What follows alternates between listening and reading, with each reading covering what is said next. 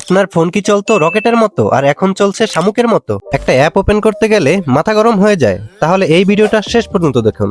আর চ্যানেলে যারা নতুন আছো চ্যানেলটাকে সাবস্ক্রাইব করে দিও। অনেকদিন ফোন ব্যবহার করার পর সবার ফোনেই একই সমস্যা হয়ে থাকে। ফোন ল্যাগ করে, হ্যাং করে, স্লো হয়ে যায়। কিন্তু ভালো খবর হলো এই সমস্যার সমাধান রয়েছে আপনার হাতের কাছেই।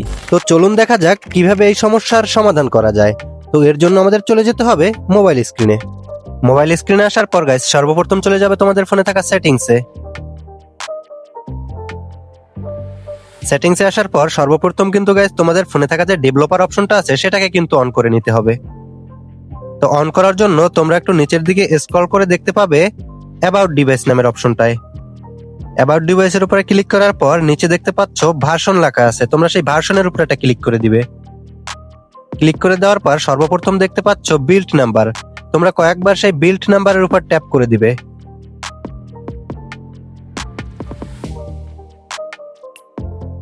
ট্যাপ করে দেওয়ার পর এখান থেকে একটু ব্যাক দিবে। ব্যাক দিয়ে বেরিয়ে তোমরা চলে যাবে তোমাদের ফোনে যে অ্যাডিশনাল সেটিংস নামের অপশনটা আছে সেইখানে। সেটিংসে আসার পর নিচের দিকে একটু স্ক্রল করেই দেখতে পাবে কিন্তু ডেভেলপার অপশন।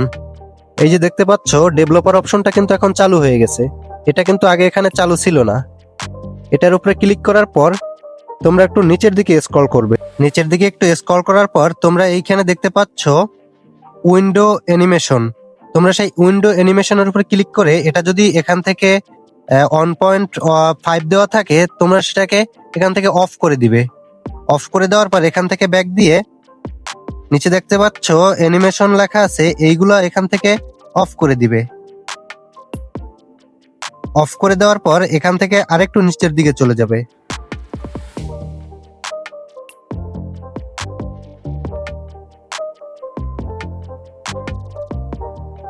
নিচের দিকে আসার পর এখানে দেখতে পাচ্ছ ব্যাকগ্রাউন্ড প্রসেস লিমিট, তোমরা সেই ব্যাকগ্রাউন্ড প্রসেস লিমিটের উপর একটা ক্লিক করে দিবে। এখানে দেখতে পাচ্ছ স্ট্যান্ডার্ড লিমিট দেওয়া আছে, তোমরা এটাকে নো ব্যাকগ্রাউন্ড প্রসেস করে দিবে। এটা করলে হয় কি, তোমরা যখন অনেক অ্যাপস নিয়ে কাজ করো দেখা যায় একটা অ্যাপসে কাজ করার পর এরকম মিনিমাইজ করে রেখে দাও, তখনও কিন্তু ওই অ্যাপসটা ব্যাকগ্রাউন্ডে বসে কাজ করতে থাকে। তার জন্য হচ্ছে তোমাদের ফোন ল্যাগ বা হ্যাং করে থাকে।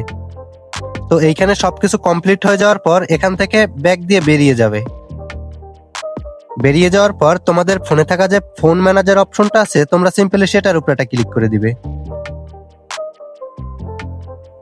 ফোন ম্যানেজারের উপরে ক্লিক করার পর এখানে দেখতে পাচ্ছ ক্লিন আপ ইওর স্টোরেজ, তোমরা সেই ক্লিন আপ ইওর স্টোরেজের উপরে একটা ক্লিক করে দিবে। আমি আগে থেকেই এখান থেকে ক্লিন করে রেখেছি, এই জন্য ক্লিন আপ অপশনটা আসতেছে না, আমার আসতেছে বুস্ট নাও। তো তোমাদেরও যদি এরকমের বুস্ট নাও আসে সেক্ষেত্রে তোমরা বুস্ট নাও এর উপরে একটা ক্লিক করে দিবে। দেন হচ্ছে ডান যে লেখা আছে সেখানে একটা ক্লিক করে দিবে।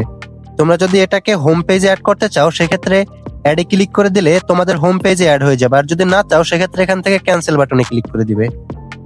দেন হচ্ছে এখান থেকে ব্যাক দিয়ে এখানে দেখতে পাচ্ছ ভাইরাস রিস্ক লেখা আছে সেটার উপরে একটা ক্লিক করে দিবে।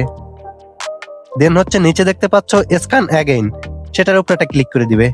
এটা করলে কি হয়, তোমাদের ফোনে যদি কোনো ভাইরাস অ্যাটাক করে থাকে সেক্ষেত্রে কিন্তু সেই ভাইরাসটাকে রিমুভ করে দিতে পারবে।